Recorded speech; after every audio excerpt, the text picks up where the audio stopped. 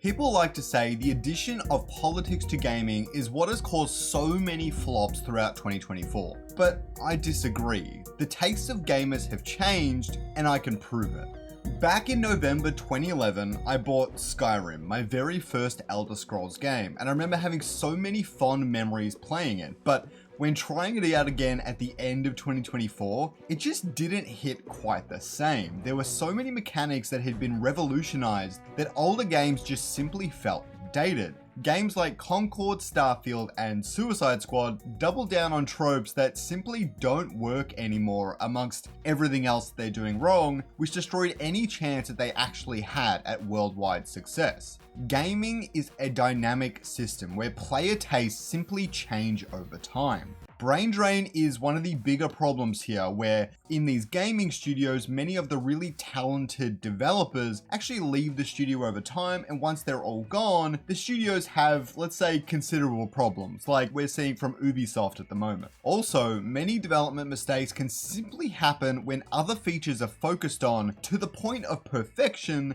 and they forget to look at the bigger picture when it comes to developing a video game. The game is ultimately a sum of its parts, and we'll get more onto that a little bit later in the video. Now, these cliches I'm going to talk about today might not cause a game to be a flop, but having 2 or 3 of these will certainly make success really, really difficult. And at the end of this video, I'll tell you exactly why, because there's one defining trait here. Now, although these cliches are outdated now, they could always come back into style, and this won't always remain true. But I expect the Elder Scrolls 6 to incorporate several of these in true Bethesda style and still be a worldwide success. So there are definitely exceptions here. Now, the first cliche I want to talk about is performance issues and game-breaking bugs. In 2025 or even in 2024, you should not be releasing a game that breaks on release. Now, performance issues are one thing, and they're often patched out pretty quickly, but when the game barely functions, that is a recipe for disaster, and you won't be known for any of the good in your game anymore. All you will be known for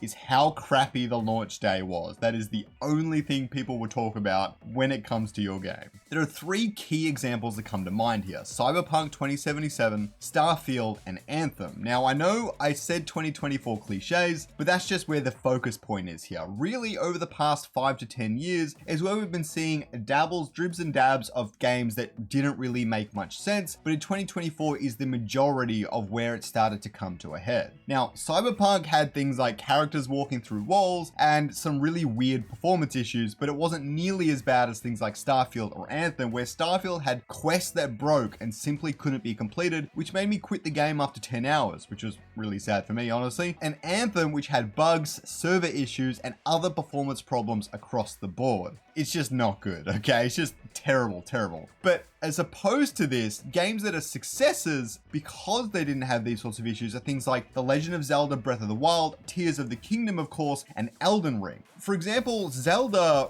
runs on the Switch flawlessly, looks visually amazing, which is pretty impressive considering the hardware of the Switch. And Elden Ring even runs on my Steam Deck like I'm playing it on a PC. And a Steam Deck is not the most beefy of hardware. They've nailed the optimization on their game, meaning that pretty much anyone can play it. This is what games need to strive for. The job of a game developer is honestly harder than ever. Making things fit for 2 generations of consoles and a wide range of different PCs is no small feat. Now, reaching a wide audience, however, is critical to help guarantee success for a game, and so making sure that it's readily available and easy to play on as many different types of devices as possible is really, really helpful. And most games with decent accessibility, at the moment, they still require a minimum of RTX 2060 cards, which is not super cheap, but pretty decent overall. But if you can get that down to like a 1070 or a 1060, then that's when your game really hits the majority of players in the PC market at least. And just making sure its performance is really solid on a PlayStation 4 is very important. Now, the problem with all this is optimization really has to be a part of the development process from the very beginning. And you can see when they start to kind of roll through it at the very end, it becomes a lot harder. There's a lot more assets to manage and optimize rather than just doing it from the very start. Now, speedy updates in a lot of these games do help to fix any issues really, really quickly. But like I said at the start of this segment, you will just be remembered for that day 1 launch, and it really sucks to have that stain on your profile. Now, the next thing I want to talk about is a lack of content at launch. In my opinion, content is king, and it always has been. It's one of the reasons Palworld launched to such a great success. There were so many pals to find and encounter, so many battles to be fought, and a pretty decently sized map as well. You cannot release with no content. Anthem had next to no endgame activities. No Man's Sky pretty much launched with nothing to do. However, obviously it improved over time, and the day before released with a tiny map, negligible content, quests and things like that, and really it just didn't live up to the promises it sought to achieve, which is kind of similar to No Man's Sky, where it made all these grand promises of multiplayer and stuff like that, and simply didn't even have it at launch, and players remember that. Now, as opposed to that, games like Monster Hunter World had so many monsters to fight, but not only that, had really good endgame content, and The Witcher 3 Wild Hunt had this huge open world environment, and even if you played the game for 100 hours, it was hard to see and complete every single quest, which was really exciting. Now, a game isn't defined by the amount of hours it takes to complete. I know that for sure, don't worry. However, when you have a lot of content or content that's easy to replay, it's really helpful. Like the game might take you 20 hours to beat, but maybe if you play it a second time, you'll find all these things that you didn't find the first time, or you'll be able to complete things to 100%, or maybe they'll be more difficult. There are lots of ways to make sure that content is king in your game. Indie titles like Slay the Spire really a testament to this. In the end, content is king, and you cannot release an unfinished game anymore. If you want to maximize player retention, then the network effects, then players need something to do each day in the end game in particular. Path of Exile is a really good example of a game that really leverages this strategy. Now, single player games can also leverage replayability to this effect. Difficulty settings like in The Witcher, where you can play through an easy mode and then medium and then hard, depending on what you want to do. Silly end game fights like in Monster Hunter, or New Game Plus in Elden Ring. Building over time is fine, but updates need to be large and numerous. Like The Witcher 3's 2 DLCs, they need to be like decent enough for someone to want to get lost in this new world. They don't need to be 500 hours long, but they need to add to the original story and be really powerful. And when a game doesn't launch with enough content or doesn't have enough on their roadmap, people will get bored really quickly, and you won't have any new players coming in for those new updates, because the first player needs to tell their friends to get it. Now, the next one is probably the biggest one for me personally, and it's cumbersome inventory systems. It's a huge pet peeve of mine, and I pretty much don't go into a game if the inventory system makes me spend longer in that than I do actually playing the damn freaking game, okay? It's so infuriating. And the number one cause of this is Starfield. The weight system and the quantity of loot compared to carry capacity was crazy. This also leans into content is king. All the guns I found were the exact same gun, all right? They were the same freaking weapon, and you could only carry one of them at a time. It is the most abusive gaming system I've ever played in my freaking life, okay? I swear to God. The other one is Cyberpunk 2077. However, it improved really rapidly with frequent updates over time, so that was really sweet, but it was really hard to sort or compare your items at first, which just makes for a bad gaming experience. The other one is Diablo 4, where a lot of players cited the lack of space and a need for constant item management. You do not want players constantly managing their items. Even in Path of Exile 2, I get a little bit annoyed where I come back to the base camp and I spend all this time selling, disenchanting, all that sort of stuff. Make it easy for me, make it simple. You know what sort of build I'm trying to build. If you can make those sorts of UI and UX treatments really effective, it goes a long way, but really just make sure I'm not spending too long dealing with my inventory. Let me play the game.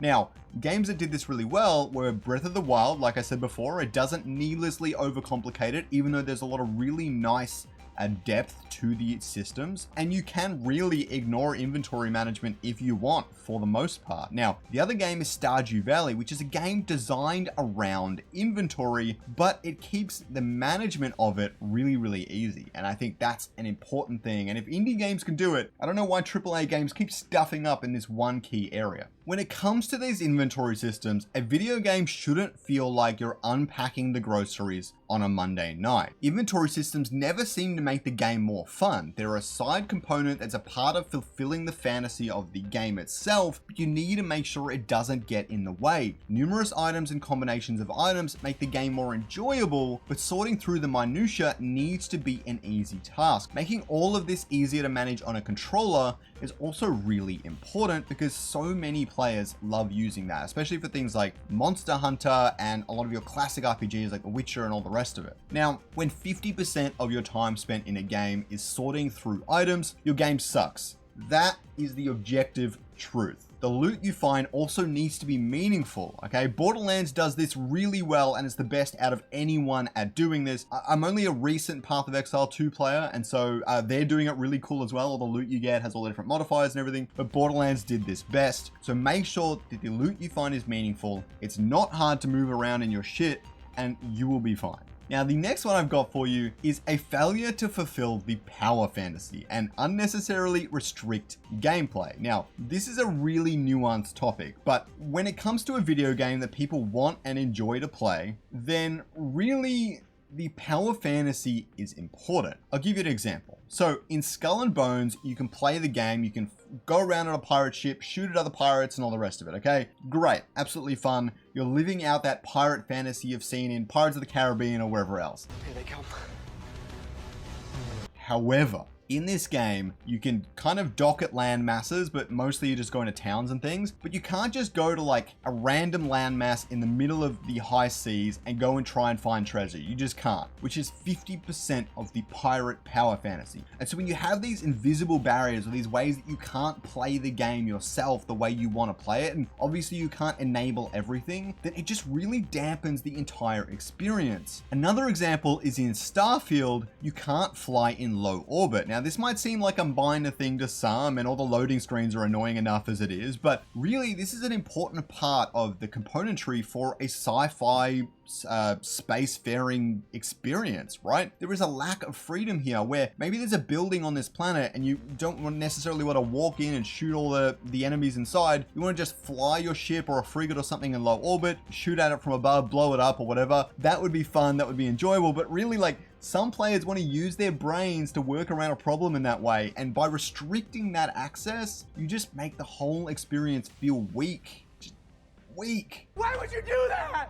The other one is Watch Dogs Legion. Now, despite them saying that you would be in a grand open world, there was invisible walls everywhere, really dampening exploration, especially in places where it looked like you could go. Now, most games do this really well, where there's an alleyway, but there's a bunch of stuff that's in the way, or it really makes sense why you can't walk down that alleyway. If it looks like you can, and you're bumping into an invisible wall, it just feels awful. Just don't do it. Now, games that have done this really, really well are No Man's Sky, where it gives you complete and total freedom over everything. Now, I know it's more of a sandbox, so it doesn't quite hit the same, but it's complete and total freedom and allows you to live the fantasy however you like. You don't have to shoot at a frigate or knock it out with EMPs. You can just try and board it and then go inside, kill the captain and take over the ship and things like that. Like, you have so much that you can do in this game. And the other one is actually Palworld. There's basically no restrictions on gameplay. You can freely build and capture pals to your heart's content, send them out, battle them, train them, battle with them. I think I said battle with them twice, but you can do basically anything you want, which is really, really great. Not only that, you can build bases wherever you want, and enemy pals will destroy those bases, which makes sense. Imagine if they were indestructible. It would just feel weird because it just wouldn't make a whole lot of sense. Ultimately, players don't like being told what to do, and a certain weapon might be weak against a specific boss, but making that an auto lose just isn't fun. Let people like really try and fit that square peg through a circle hole, all right? Just let them do it. If you're in a spaceship and every single movie you've ever seen says you can fly in low orbit and shoot at buildings, that should be available. If you cannot fulfill the power fantasy with your game, then you need to build the world around it, come up with creative ways to explain why you can't do certain things, or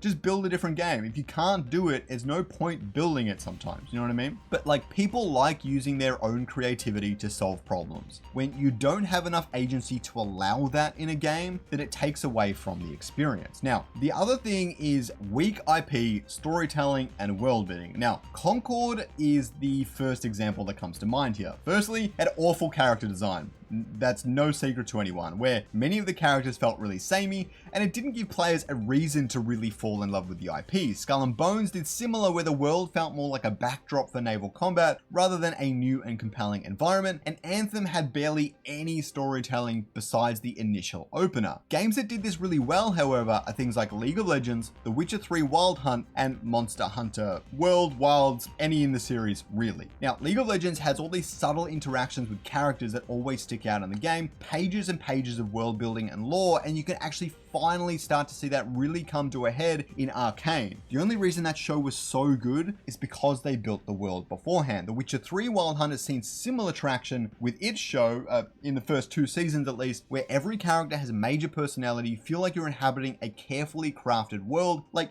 this is why the Lord of the Rings, Star Wars, all these grand IPs do so well. It's because they built the world first and then put stories behind it. The other one is Monster Hunter. Every monster feels like it really belongs to its environment. All of their nests and the different worlds that they inhabit are really carefully crafted, and their interactions with each other subtly builds up the ecology of the environment. It's actually such a brilliant game, and anyone who hasn't tried Monster Hunter really needs to give it a shot. Like, the role of a character firstly needs to be obvious at a glance, which was one of the biggest things Concord missed. There's a video I watched all about character design. It was absolutely awesome. So the next one is storytelling is really important to keep people engaged. This is something I discounted for a very long time, as I hate the Pokemon stories in the game. Well, I more just hate how it's so handholdy, but now that I look back on it, the stories were actually really interesting. And as I get more into single player games, it's something that I'm finding is really important in all games, even multiplayer ones. And without direction in a game, it can be hard to keep someone invested. A world needs to feel both relatable to real life and fantastical in interesting ways. Why are Concord characters fighting each other in this way? And why should I actually care about it? Why does it matter? And what else can I do with this IP? I know a pirate doesn't have to have a home, but what motivates the player to actually travel the high seas? If they're not going to get booty or gold or whatever, then why are they even doing it? You know, and you need a character that you can get attached to as a player, like how I love my beautiful shiny Dunsparce. My favorite Pokemon. I carry him around with me in every Pokemon game I play. You need a character you can fall in love with, and you need a reason to care about the world. That is very, very important. Now, the last cliche I've got for you before the final thing I need to say on this topic is over-reliance on monetization and microtransactions, especially for fully priced games. I don't need to go too in depth here, but Suicide Squad Killed the Justice League was a fully priced game and went hard into in-game transactions, which sucks. It just feels terrible as a player. Star Wars Battlefront 2 initially did this as well, where it launched with microtransactions that actually make you more powerful in the game, which got swiftly removed because that is an awful idea. And Diablo 4 had many optional purchases, but they were seen as being able to give an edge to progression or power to characters. It's really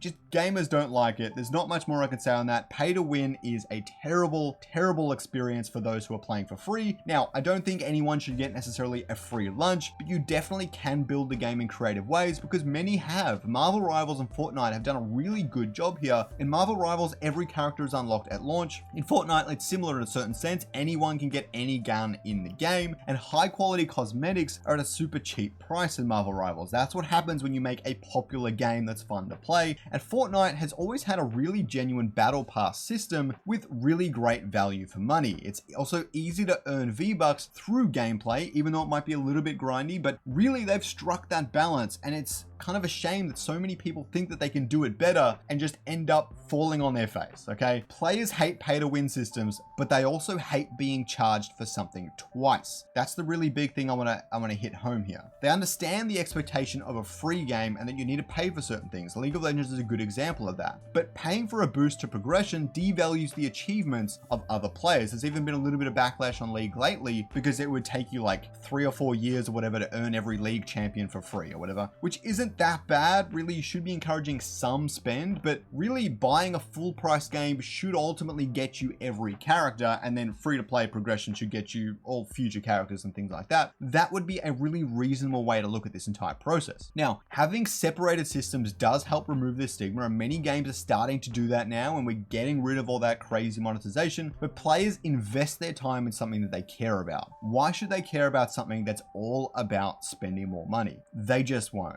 The one way games find success is through word of mouth. Fun gameplay is the fastest way to get people to tell their friends about a game. Only Up is an excellent example. Sure, it went throughout the entire streamer community, but that's only because it was fun to play as pairs, fun to just, you want to find a friend to play it with, right? That's really the core thing there, and the game was fun to actually play through. And it didn't take too long as well, which is, as gamers get older and have kids and families and things like that, that's a really big element to this whole thing as well. But really, small annoyances won't necessarily make someone uninstall the game, but if it happens often enough, then they will. More importantly, they won't tell anyone to actually download the game. That person will be like, oh, do you think this game is good? And they'll be like, nah. This quest broke, I didn't like it. The story was kind of meh. The ending was pretty cool, but if you want to slog through those 40 hours, then go ahead. Who's going to download the game after that? More importantly, what they will tell their friends is if the story was compelling or if they want to play it with them. You need to make sure the word of mouth is possible. If it's not, then your game is not going to work in the end. And I'm just sorry, that's just the truth here, okay? Games are all about community, even the single player ones. I hope you learned something today, and if you enjoyed this video, please leave a comment about the cliche you hate the most in modern video games. And if you want more of this sort of content, please let me know down below.